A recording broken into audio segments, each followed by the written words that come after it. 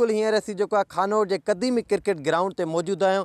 हिते जेको आहे खानोर जे क्रिकेट ग्राउंड ऐं क़ब्रिस्ताननि ते मुबैना कब्ज़े ख़िलाफ़ जेके आहिनि क्रिकेट खेॾींदड़ रांदीगरनि ऐं ॻोठाणनि पारां रैली कढी एहतिजाजी मुज़ाहिरो कयो पियो वञे। अचो त हिते मौजूदु रांदीगरनि ऐं ॻोठाणनि सां ॻाल्हि ॿोल कंदासीं त वधीक हिननि जो छा चवणु आहे। 42 साल हिते हिन ग्राउंड खे आबादी थींदा आहिनि ऐं क़ब्रिस्तान जेको आहे उहो तमामु क़दीमी आहे। तक़रीबन उनखे 55 खां 56 साल थी विया आहिनि। हाणे जेको सो मुख़्तलिफ़ टाइमनि ते मुख़्तलिफ़ माण्हू जेको सो लैंड माफ़िया जी सूरत अख़्तियार करे जेको सो हुनखे बारानी ज़मीन ॼाण आहे।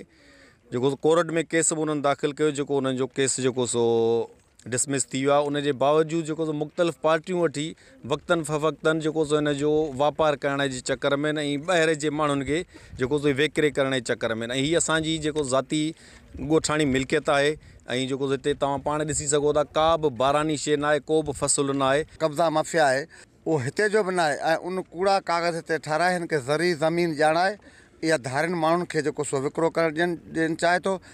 ऐं प्लस में हीअ जेका ज़मीन सिर्फ़ु ग्राउंड जी न आहे, पर हीअ हिकु मक़ामी क़ब्रस्तान आहे। उन क़ब्रस्तान जी बि ज़मीन आहे जिते हीअ जेके बि ॻोठ आहिनि उते जेके से हीअ मुर्दा जेके से दफ़नाया वेंदा आहिनि।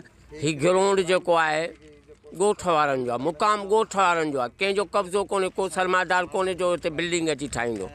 इन जे लाइ ग़रीबनि जे लाइ भला ॿियो कुझु कोन्हे, मुक़ाम त बचे, ग्राउंड त हुजे। ॿी का बि अहिड़ी जॻह कान्हे जिते असीं रांदि रही सघूं। हीअ सिर्फ़ु वाहिद ग्राउंड आहे ऐं क़ब्रिस्तान बि आहे।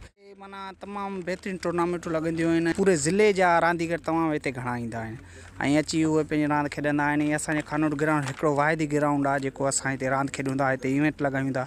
हिते असां माना सभु ॻोठ जा जेके बि नौजवान आहिनि असां रांदियूं रूंदियूं, हिते शादी जा काज वग़ैरह बि हिते थींदा रहंदा आहिनि। ऐं असां खां हीअ ग्राउंड लैंड माफ़िया खसण थो चाहे जी सरगर्मी असां हिन खानोर खां सवाइ ॿियनि किथे बि मैदान कोन्हे। खानोर त ठहियो पर आसपास जा जेके मैदान इलाइक़ा आहिनि, कोरे जा ॻोठ आहे, दाइदाणा ॻोठ आहिनि, ॿई टई ऐं ख़ासि ताईं हुते बि कोन्हे। सिर्फ़ु वाहिद ग्राउंड खानोर जिन सभु छोकिरा अची रांदि रहंदा आहिनि मुख़्तलिफ़ ॻोठनि जा। हिन एहतिजाज में मौजूदु रांदीगरनि ऐं ॻोठाणनि जी तव्हां ॻाल्हि ॿोल ॿुधी हिननि मुतालबो कंदे चयो त नोटिस वठी क्रिकेट ग्राउंड ऐं क़ब्रिस्ताननि ते कब्ज़ा कंदड़ गिरोह ख़िलाफ़ कार्रवाई करे हीअ जेके क़दीमी जेके क्रिकेट ग्राउंड आहे ऐं क़ब्रिस्ताननि उन्हनि जी ज़मीन बचाई वञे। Abubakar Khuso, KTN news, मंज़ूराबाद।